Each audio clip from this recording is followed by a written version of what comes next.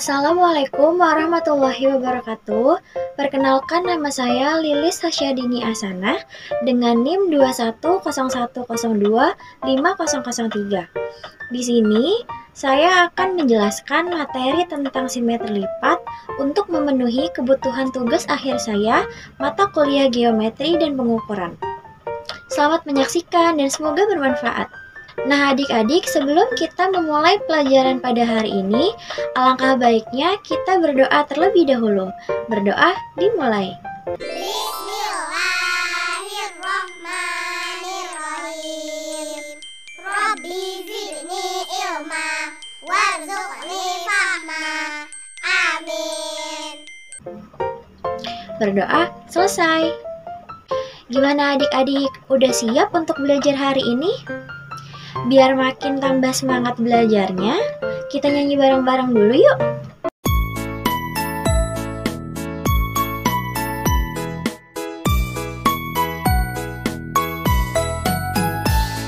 Pada hari Minggu ku turut ayah ke kota, naik delman istimewa ku duduk di muka. Ku duduk samping Pak Kusir yang sedang bekerja, mengendali kuda supaya baik jalannya. Hey, tuk tik tak tik, tuk tik tak tik, tuk tik tak tik tuk. Tuk tik tak tik, tuk tik tak, suara sepatu kuda. Tuk tik tak tik, tuk tik tak tik, tuk tik tak tik tuk. Tuk tik tak tik, tuk tik tak, suara sepatu kuda. Nah adik-adik, selanjutnya kita akan masuk ke materi yang pertama, yaitu pengertian simetri lipat. Suatu bangun datar yang dikenai gerak lipat dan menghasilkan dua bangun datar yang bersifat kongruen, maka bangun datar tersebut dapat dikatakan mempunyai simetri lipat menurut Muhtar dan Jamus tahun 2001. Dapat ditinjau dari pendapat tersebut, suatu bangun datar yang dilipat menjadi dua bagian dan menghasilkan dua bangun yang saling berimpit dengan tepat, maka dapat dikatakan bangun datar tersebut memiliki simetri lipat. Dari berbagai bentuk bangun datar yang ada, bahwa bangun datar yang memiliki simetri lipat yakni persegi, persegi panjang, segitiga, segitiga sama kaki, segitiga sama sisi, segi 5, segi 6 beraturan, lingkaran, trapesium sama kaki, belah ketupat, dan layang-layang. Nah, yang selanjutnya yaitu ada konsep dan konteks simetri lipat. Repersonalisasi ini berisi tentang kemampuan berpikir kreatif siswa dalam pembelajaran simetri lipat. Desain didaktis merupakan desain bahan ajar matematika yang memperhatikan hambatan belajar siswa. Hal ini sejalan dengan pendapat Fitriani tahun 2010 pada bukunya yang ada di halaman 11 yang mengungkapkan bahwa desain didaktis merupakan desain bahan ajar yang memperhatikan respon siswa. Nah, yang selanjutnya kita akan masuk ke dalam contoh simetri lipat. Yang pertama itu ada belah ketupat. Belah ketupat adalah bangun datar dua dimensi yang dibentuk oleh 4 buah rusuk yang sama panjang dan memiliki dua pasang sudut siku-siku yang masing-masing sama besar dengan sudut di hadapannya. Nah, belah ketupat ini mempunyai dua simetri lipat. Bisa dilihat pada contoh gambar berikut. Simetri lipat pertama itu ada B dan D. B bertemu dengan D dan A, C sebagai sumbu simetri. Nah, simetri lipat yang kedua yaitu A dan C. A bertemu dengan C dengan B dan D sebagai sumbu simetri. Nah, yang selanjutnya contoh dari simetri lipat yaitu persegi. Nah, persegi adalah bangun datar dua dimensi yang dibentuk oleh 4 buah rusuk yang sama panjang dan memiliki 4 buah sudut yang kesemuanya adalah sudut siku-siku. Bangun ini dahulu disebut sebagai bujur sangkar. Simetri lipat pada bujur sangkar. Bujur sangkar mempunyai 4 simetri lipat. Nah, simetri lipat yang pertama, A bertemu dengan D dan B bertemu dengan C. Simetri lipat yang kedua, A bertemu dengan B dan C bertemu dengan D. Nah, simetri lipat yang ketiga, A bertemu dengan C. B dan D adalah sumbu simetri yang membagi bangunan menjadi dua bagian yang sama besar. Simetri lipat yang keempat, B bertemu dengan D. A dan C adalah sumbu simetri yang membagi bangunan menjadi dua bagian yang sama besar. Nah, contoh simetri lipat yang terakhir yaitu ada persegi panjang. Persegi panjang adalah bangun datar dua dimensi yang dibentuk oleh dua pasang rusuk yang masing-masing sama panjang dan sejajar dengan pasangannya dan memiliki 4 buah sudut yang kesemuanya adalah sudut siku-siku. Persegi panjang mempunyai 2 simetri lipat. Nah, bisa dilihat di contoh gambar berikut. Simetri lipat yang pertama, A bertemu dengan D dan B bertemu dengan C. Simetri lipat yang kedua, A bertemu dengan B dan D bertemu dengan C. Nah, karena kita sudah berada di penghujung materi, semoga semuanya pada sudah mengerti ya.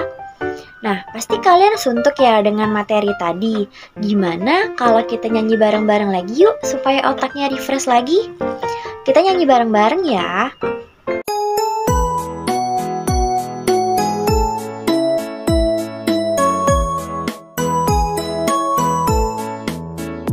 Di pucuk pohon cemara, burung kutilang berbunyi, bersiul-siul sepanjang hari dengan tak jemu-jemu, mengangguk-angguk sambil berseru trilili-lili-lili, sambil berlompat-lompatan, paruhnya selalu terbuka, digeleng-gelengkan kepalanya menentang langit biru.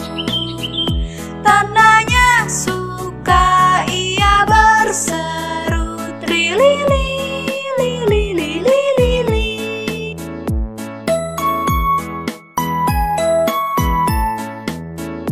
Di pucuk pohon cemara, burung kutilang berbunyi, bersiul-siul sepanjang hari dengan tak jemu-jemu, mengangguk-angguk sambil berseru trilili-lili-lili, sambil berlompat-lompatan, paruhnya selalu terbuka, digeleng-gelengkan kepalanya menentang langit biru. Tandanya suka ia berseru trilili-lili-lili.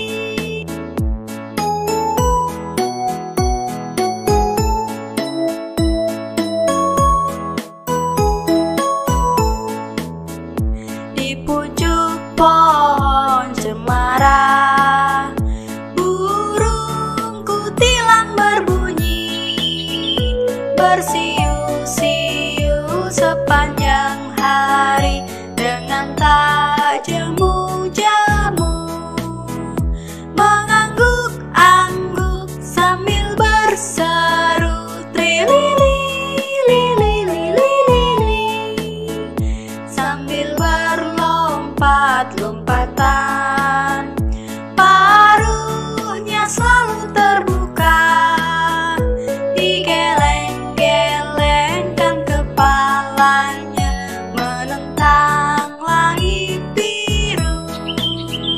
Tandanya suka ia berseru trilili-lili-lili.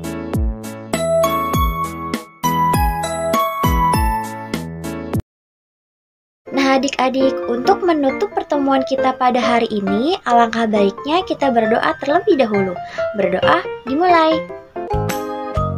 Allahumma inni astaudi'uka ma 'allamtanihi fardudhu ilayya inda hajati wa la tansanihi ya rabbal alamin. Berdoa selesai.